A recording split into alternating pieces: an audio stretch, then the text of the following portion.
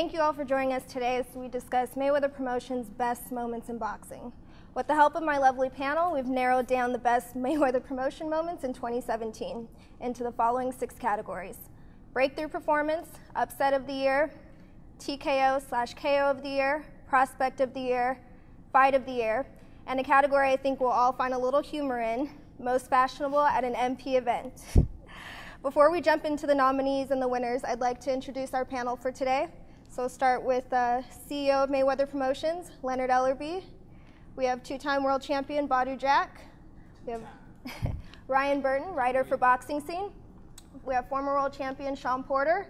We have undefeated rising contender Caleb Plant. And we have Andrew Tabiti. How's everybody doing today? Good. Let's jump into the first category. So we have Breakthrough Performance. The nominees for Breakthrough Performance are Gervonta Davis and Pedraza, January 14th at Barclays Center. Ladarius Miller, Miller versus Herring, August 22nd at Sam's Town. Badou Jack, Cleverly versus Jack, August 26th at T-Mobile Arena. So I feel like this is a pretty stiff category. We have Gervonta Davis, who a lot of people didn't see winning in this fight. He came out on top. We have Badou Jack, who made his debut in the light heavyweight division. So what do you guys think about these nominees? Let's start with you, Shawn. I thought that Davis was handling Pedraza very well throughout the entire fight. I thought he was winning the fight all the way up until the knockout. I actually did decide that he was the breakout performer of the year because he was an undefeated fighter against his first undefeated opponent. Major fight, his first world championship title contention fight, and I thought he did an absolute fantastic job. So I thought that he was deserving of being the breakthrough performer of the year. Now, a lot of you guys voted for him, and he is the winner for this category. I felt like it was the easiest, unanimous decision. What do you think, Leonard? I agree. Going into that fight, with being the promoter, a lot of people were picking Pedraza because of his experience. It was a big step up for Gervonta, but you know it's all about timing. You know, and he steamrolled. The timing was right. I liked that Badou Jack was in that category against Cleverly. I thought he did a fantastic job. I was front row for that fight. It was exciting. That fight was exciting all the way up until the finish. But that wasn't Badou's first time around, first time in that division. But Badou has done more than enough in this sport, has more than enough recognition. I just didn't think that, you know, even with the great fight that he fought, it wasn't deserving for that particular category. And what did you think, Badou? No, I agree. I voted for Tank as well. You know, that was he's what is he? 22. He's young. That was the first fight, first big fight, and he put on a hell of a show. So I voted for him too. All right. Do you have anything to add, Ryan? Yeah, basically it's kind of like what Leonard said. Those guys, when they take that step up, a lot of guys take the step up and they fail. He took it up and passed it with flying colors, and to me, that's why I voted for him as well. All right, so we're going to jump into the next category, Upset of the Year. All of these nominees happen to be on the same card, Jack versus DeGale back in January. Personally, I think this is an explosive card that kicked off 2017, a card people are still talking about it that generated some pretty high numbers. So without further ado, we'll get into the nominees for the Upset of the Year. So we have Jack versus DeGale. We have Pedraza versus Davis. And we have Aleem versus Kitrov. So the winner of this category was Aleem versus Kitrov, and that was a pretty unanimous decision as well. He's a part of your stable, so what do you have to say about that fight? Yeah. Personally, I picked Aleem over Kitrov, and I think, you know, all the people who were in that category, you know, had great upsets and did great things, but I think a lot of people expected Kitrov to kind of handle Aleem easily. They were building Kitrov up to be kind of like a star. And Aleem, he's been doing well, and we've even had, you know, words back and forth a couple times. But, you know, for him to be under that type of pressure against a fighter like that and to just, you know, handle him the way he did and win the way he did, it was exceptional, you know. And not many people expected it. I didn't expect it. So I voted for him. Do you have anything to add, Andrew? I'd agree with Caleb. I think no one gave him a chance. I didn't give him a chance at all. And you know, he came there. Not only that he beat him fashionably, he stopped him. So you know, it was a good performance for him. I gave him that. I agree, Ryan. Yeah, I mean, Kitro was steamrolling people. He was the next Eastern European superstar. Then he just got it handed to him. I mean, but to me, that was why. The other ones, I mean, like with Badou, it was a draw. A lot of people thought you won the fight anyways, so I wouldn't vote for that one. And even with Gervonta, that fight was more even in my opinion than this one. This one was everyone was Kitro, and then he proved everyone wrong. The next one we're going to jump into is TKO KO of the Year. The nominees for this category is Kevin Newman versus Pablo Velez, April 29th at Sam's Town. Gervonta Davis versus Liam Walsh, May 20th at Copperfield Arena. Floyd Mayweather versus Conor McGregor at T-Mobile Arena. And Rolando Romero versus Johnny Estrada, October 21st at Sam's Town. So the winner of it was Davis versus Walsh, and I think that everybody is kind of in agreement with that. But I wanted to hear from you, Leonard. Davis has just been kind of on the rise. He's had the best year in his entire career. What is it about Davis that has allowed him to kind of overcome all this adversity and really just push his talent to the next level? Being explosive, you know, he has for a young guy, and sometimes it can kind of go both ways.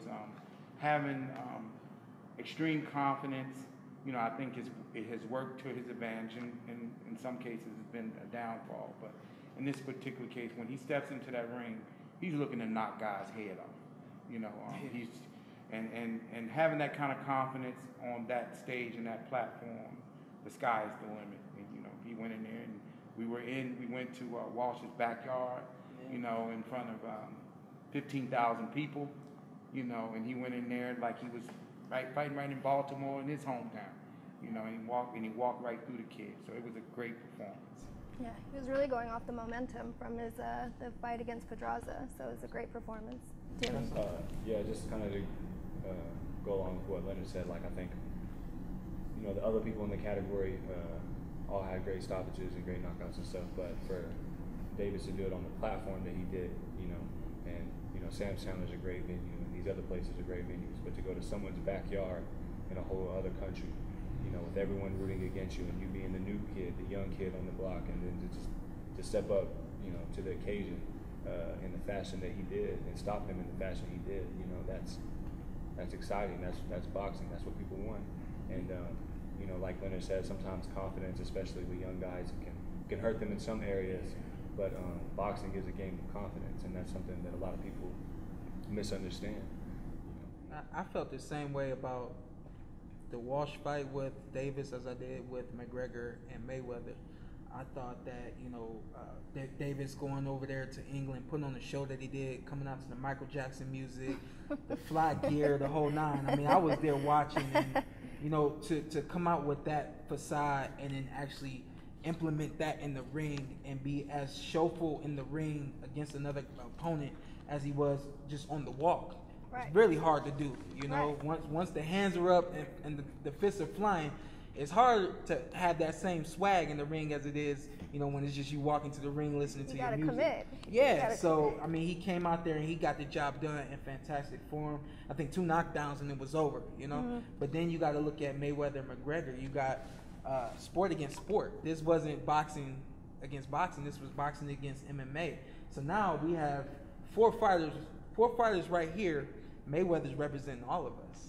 He can't afford to lose. He can't afford to get hit. He can't afford anything to happen in this McGregor fight that's never happened to him before, you know. So I felt the same way with him going, I think 10 rounds he went, and then finally getting him out of there. This is, you know, Mayweather hasn't knocked anybody out in a really long time. He hasn't stopped anybody in a really long time.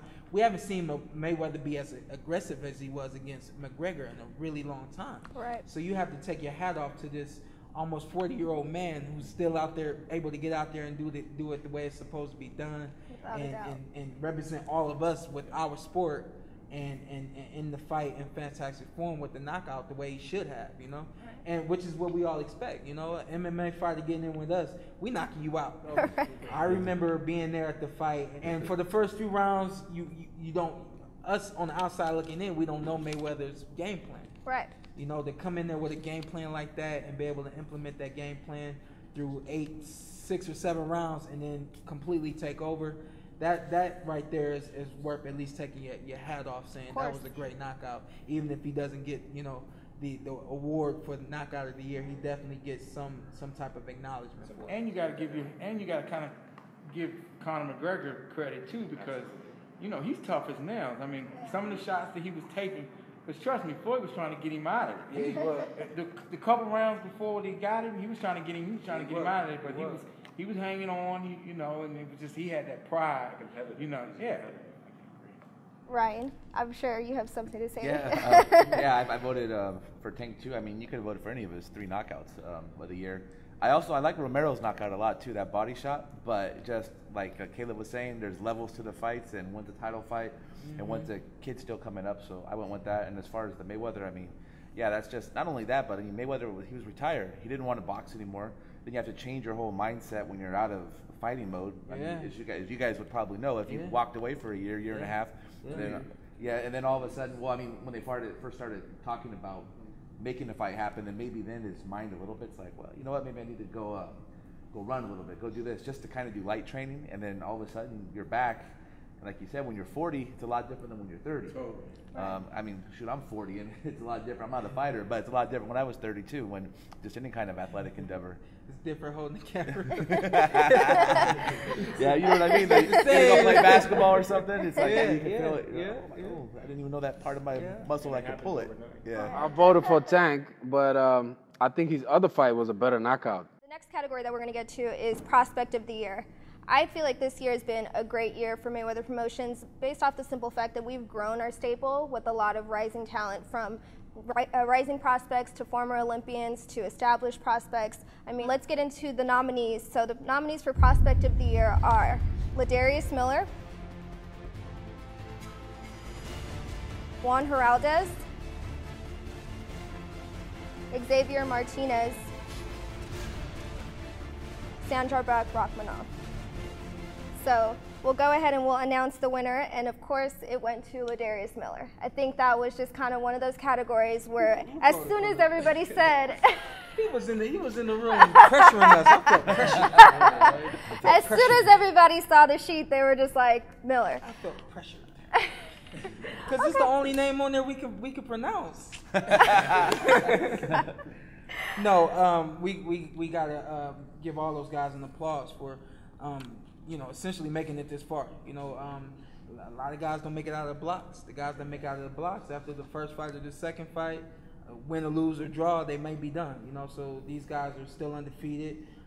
Maybe a draw here or a loss there, but all the guys, you gotta, you know, give them all an applause for continuing to stay with this very hard sport and business, and continuing to climb the ladder. I think Ladarius is probably most deserving of the award, because you know he's made some noise, and he's had some big fights against some other big opponents as well. You know, so and on the big stage too. You know, he's been on TV a little bit this year, and he's really gotten some recognition for the things he's been able to do. So I think he's deserving of the award. Now, Leonard, for you, did you feel like it was finally time for Ladarius to be put to the test? He defeated former Olympian Jamel Herring, and that was a huge breakthrough in his career. Yes, it was, because when I went to him and offered him the fight, he didn't hesitate at all. He said, trust me.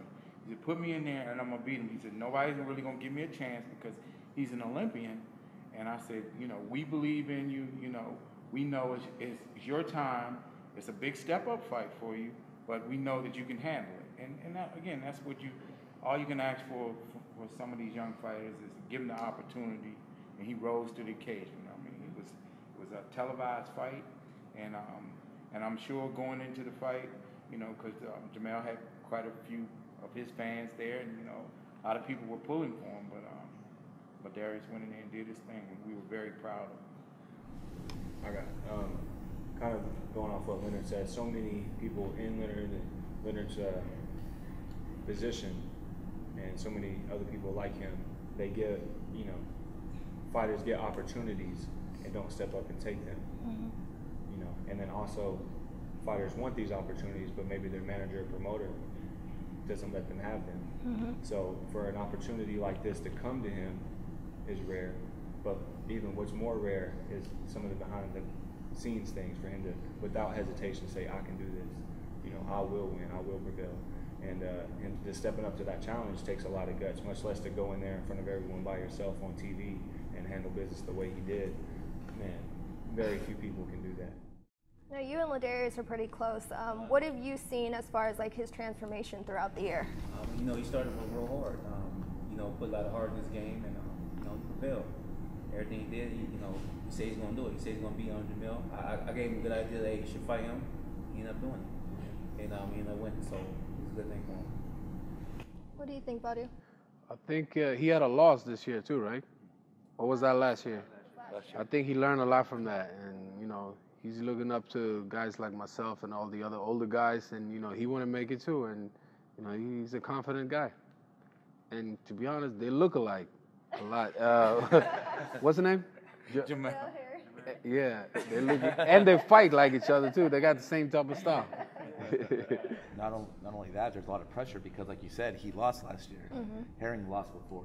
You lose a second fight earlier in your career, that's not a step back. That's like 3 steps back. So he had to really step up, and you have to give him credit. And he did it twice. He did it against Chewy, another Las Vegas kid here, as well. So I think, from my opinion, that's why it was a no-brainer to pick him. Yeah. I think honestly, all the nominees were really great fighters. So congratulations to Ladarius.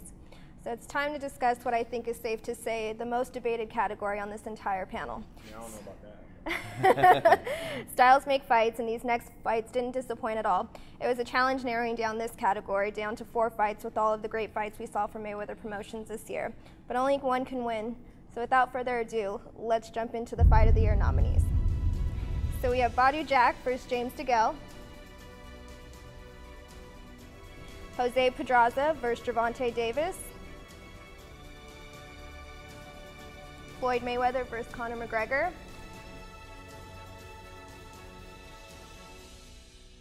and Ronald Gavril versus Benavidez. So the winner of this category was Gavril Benavidez. You like that one? Yeah, I like that one. Yeah. I think Ronald did his thing. Yeah, he showed a lot of heart. You know, that's Ronald always showed. I sparred Ronald a couple times. He just never give up. He just keep on going, keep fighting, and that's what he showed in the fight. I didn't really give him a chance with Benavidez. I'm gonna be honest with you. Benavidez is a killer. Everybody is scared of this guy. And Ronald, he came in and he showed everybody that hey, it could be possible. It could be possible. And that you had to give someone a chance. You had to give any fighter a chance. Everybody has a fighting chance when you go there. And Ronald showed that. And I had to give my hand off to him that he showed a lot of heart. I feel like Ronald's a sleeper. A lot of people just kind of overlooked him in this fight, but I feel like this was the best performance of his career. It was. I think Ronald's is a testament to someone who, because being completely honest, as far as like the natural talent or the natural blistering speed or explosiveness like Gervonta or speed like some of these other guys has, he's got good power, yeah, but nothing stands out really, really, really big like someone like Gervonta with his explosiveness or whatever it may be. But one thing that sticks out is just his unwillingness to quit, and this is somebody who's in my weight division, but I have to be honest, and just as Tabiti said, I didn't think he was going to win either. I didn't even think he was going to do half as good as he did. But some people, aren't just going to go out easy how you want them to or how people expect them to. They're here to let you know I'm here. You know what I'm saying? You're not just going to run through me. And he wanted that world title. And at the end of the night, it was hard for me to pick. But as far as Ronald Gavril impressing me and doing better than I thought he did, absolutely. And what do you think, Shawn? That was Fight of the Year, right? That was Fight of the Year. I think I thought that Badou Jack versus James DeGale was the Fight of the Year. Okay, why? Even with that fight being way back in January, it definitely was one to remember. I'm sorry, but I am invested emotionally into that fight. I fought James DeGale way back in 2005 or 6 when we were going for the Olympics and all that kind of stuff. So, I knew what he was about, and then after being around Badou for so long, I knew what Badou was about. When Badou went out there to New York, man, my heart went out there with Badou to New York. I watched Badou get knocked down. I think it was the first round. Did you trip? Was that the first round? Yeah, it was a flash tripping fall, and he got counted. But whatever the case may be, they knocked each other down. They went toe to toe in the middle of the ring. Badou, backed him up against the ropes. He had Badou on the ropes. It was a back and forth battle for 12 rounds, and it was a really close decision. So I just thought that even though that one was way back in January, it deserved the award for Fight of the Year, but I think it might have gotten a little lost in the scuffle with all the action that went on this year. And who did you pick for Fight of the Year? I picked Badou's fight as well. Just if we would have said Event of the Year, then it has to be Floyd and McGregor. Right. But the actual fight in the ring, I thought that was the best fight. It was a close fight. I thought Badou had won it by a couple points. But yeah, and Gavril's and Benavidez, that was a great fight too. I thought that just that fight was first for, was it a vacant belt, I believe? Mm-hmm. Yeah. And he became. That was Yeah. you were unifying. You guys were unifying. Right. You guys were unifying titles, so it was just a bigger fight atmosphere, in my opinion. You guys are more well known. Obviously, you've been in bigger fights before. He's an Olympian as well, and just everything you brought into it in New York, I thought that was the fight. But I mean, it's like it's kind of pulling straws. I didn't really think that it was that. They were both real good fights. People are still talking about the Jack DeGale fight. I mean, still it's not forgotten by any means. It's still being talked about. He just said he came back too fast too. Yeah. You some unreal things to people, man. That's not right. And you were in the best shape of your life for that fight, right? I would say the Cleverly fight was a little better because I didn't have to lose that much weight. But yeah, I was in great shape. One thing I like about Jack, I sparred him a couple times. With him, it seemed like he gets stronger. He gets stronger as the rounds go on. He gets stronger, he gets smarter. It's just like, first he's not this person in the first couple rounds, then he just turns to a completely different person. Some people, they start real hot, and then they cool off. And then people like Badou, they start cool. And as the fight goes on, they heat up, and people can't keep up with it. So I thought that was like, the more he's talking about it, the more I'm like, man, I don't know. But it was definitely, they're neck and neck, both of them. So. Really good fights this year. Now, you've covered, I would say, probably most of all of our fights this year. What would you say, how would you say that Mayweather Promotions has progressed just in this year alone? Well, I think this has been the real big year because back in the years ago, it was mostly just only about Floyd. There was a few other fighters here and there, but this, what did you say, you have 40-something fighters now? 42. Yeah. So, if you look at that, I remember back when it was like 7, 8, 10, 12. And, but you got to start from somewhere and go up. And you have champions, you have former champions, you have guys probably going to get their belts back here soon. 2 division champion. Yeah, right here. Soon to be a champion. That's what that's what I mean. If you go to 41 this year, I'm just thinking about 2018.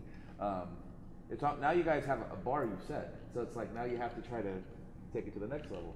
And I think that's what you want. You have a lot of competition just amongst your own guys now. Yeah. Like, hey, you did this? You got 2. Now I want to get 2. I want to get 3. But that's what happens though as you grow in the sport. And I want to ask you two the same question, just because you guys have supported our fights. I would say most of all the fights as well. How do you think Mayweather Promotions has progressed in this year? I think this year has been a great year for Mayweather Promotions. I think it's been their best year. And not only is that a testament to what goes on behind the scenes with what Leonard does, giving these guys these opportunities, but it seems like some of them are starting to step up and take those opportunities no matter what's given to them, because they know that bigger, better things are ahead. They can just get past this opportunity that's in front of them. And I think as long as their athletes continue to know that, hey, this may not be exactly what I want,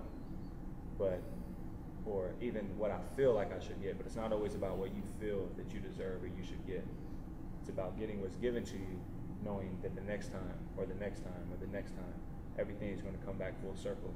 I think Leonard Ellerbe and his whole staff are doing a fantastic job, and that's from somebody on the outside. I'm not here all the time, I have to actually hear what's going on in order for me to, go to the different promotions and things like that. And I'm starting to hear that now. Right. A few years ago, if you weren't here or you weren't, keeping up with these guys, you may or may not know that there's a fight down the street at the Palms on Saturday night, you know. And once upon a time, Floyd had to be at all of those fights. If he wasn't there, there was no crowd there. Right. There's a crowd there now. The cards, top to bottom, are good now, right. You know. So it's fantastic. You know, you can put on a card now here in Las Vegas with a few prospects and guys that, you know, don't have that kind of experience, but they're going to be great fights because they're matching them up very, very good. And outside of that, you know, everybody's hearing about it now. You know, Mayweather's Promotions is doing a fantastic job of promoting their events. And it's gotten better and better every year. This year, I would say myself, I think has been the best year. I have a lot of fun when I go to the different fights and shows and events and stuff like that. And I just think that it's going to get even bigger and better. You know, it all starts with Floyd. I have to give him all the credit. He's given us the opportunity to allow us to, me and my staff, to do the things that we need to do on a day-to-day basis. And he's played his position with being the president, with making all the decisions and standing behind each and every fighter and giving them the support and the guidance that they need. He set the bar and the tone for what his expectations are, and it gets no better than that. I want to say thank you for Mayweather Promotions. You know, when I first came, I had nothing. You know, barely had a place to stay. Guys like Leonard Ellerbe, Floyd Mayweather, gave me the opportunity for me to change my life and have dreams come true. And now, you know, I'm just a different person. I just want to get back to what they did. They bring a lot of guys who don't really have a future, or don't know where the route to go. And these guys, they like heroes. They saving people's lives. They saved my life. You know what I'm saying? And I want to say thank you, Leonard Ellerbe. You know what I'm saying? And Floyd's here. I want to say thank you because they saved my life. It's great. It's awesome. I'm glad to be a part of this team. All right, so most fashionable category. The moment we've all been waiting for. Right. So this category actually was inspired by this gentleman to my right. I was driving, getting ready, you know, getting my mind right for this, and I said, well, what's the dress code? What do you expect us to wear? She said, oh, wear whatever you like. I said, well, ask Leonard what he wearing, and I dress according to how he dresses. And then she put that on the ballot, and I was like, did you get that from me? She's like, yeah, it was just a good idea. But I mean, I dressed like this today. I wasn't thinking that it's for the whole year, you know. So I dressed to win today. I didn't dress to win for the year. I dressed to win today. I won today, goddamn it. I won today. This ain't how you grocery shop. So we actually asked our followers on Twitter. We put a Twitter poll up, and we let the fans vote for this one. So the winner. There is no second place, Caleb. There is no second place. Remember what you just said. So the winner, Leonard Ellerbe. Oh. Now, Leonard is always, every time he comes in the office, he's always the one that's picking at people's outfits. He's always, I see you, I see you. So we gotta have this moment of, I see you, Leonard. You do your thing. You come suited and booted, dressed to impress. Well, thank you. It's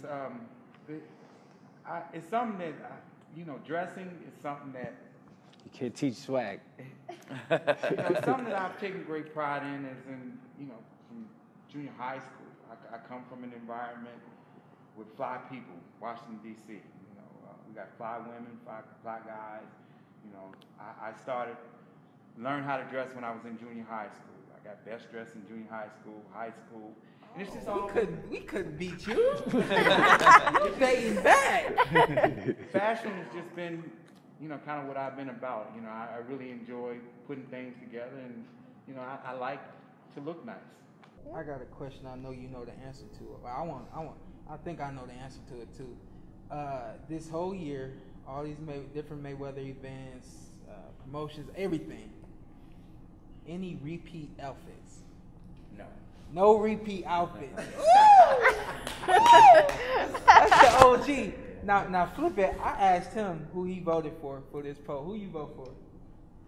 Why? Who you vote for? Who you vote for? Who you vote for?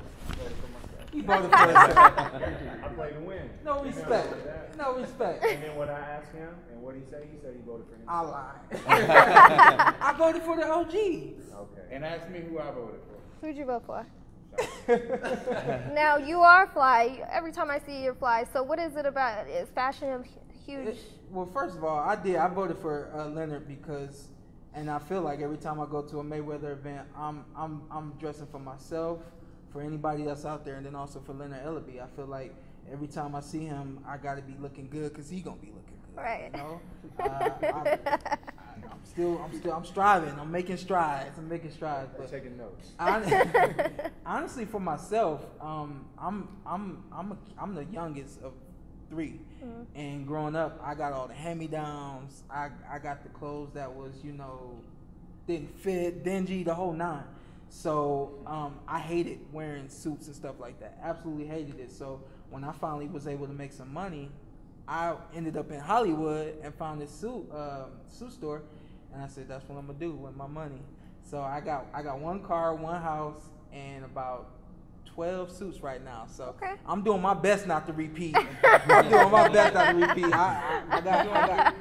very good job. I got a vest for every suit, so sometimes I just leave the jacket at home and wear the vest. But I'm doing my best. But yeah, that was just how it started for me. I just wanted to look good. I thought that, just like Leonard, I think a suit makes you look really prestigious and on top of your game. And just like him with Mayweather Promotions, he's a image of Mayweather Promotions, and he does his best. Every fighter on their stable does their best, and they're doing their best to put on great fights for everybody around the country right now. So, we all are extensions of what we want people to see. So he wants to see fabulous, he wants to see excellence, and that's what I want people to see when they see Shawn Porter. Like, I feel like, it's different levels to this. And I do feel like Leonard and Shawn, you guys represent a different level of fashion, but you represent more of like the trendier. You're not that much older than him, are you? I'm 30. I don't know. I'm 25. Yeah, 5 25. years. Yeah, so you're making it sound like he's like 40. But it is a little bit different because, like she's saying, he's representing the era. I'm in between. I try to put myself in my own class, So where everybody that's I started wearing suits when I was 25. Nobody else is wearing suits at 25. He get down with the suits, but not too many people are wearing suits when they're 25. I just wanted to separate myself and be different. This dude is different because he's wearing everything that this generation wears, but he's doing it at like she said, the highest level. Yeah. So it is a little different, and that was what we were saying when we were talking about the poll. You have myself, Leonard Ellerbe, Caleb Plant, and then you also have the Charlo twins down in Houston that were on the poll as well. The same thing. They're not in suit and tie every time they go to an event, but they are wearing the flyest gear, the fly, and I'm sure that everybody between that 18 to 25 know exactly what they got on. Right. And meanwhile, I'm like, let me look at the tag. What the tag say, All right, so we've reached the end of our panel. Again, I can't thank you guys enough. This is our first panel. I think it was amazing. I thought all of you guys had really good input, and I'm just looking forward to a great 2018. Thank you. Really, the only two. This the only two. Hey, they gotta say the name. Let's just be real. If you gonna pick Xavier Martinez over me, I didn't say that. You gonna pick St. John Rourke over me?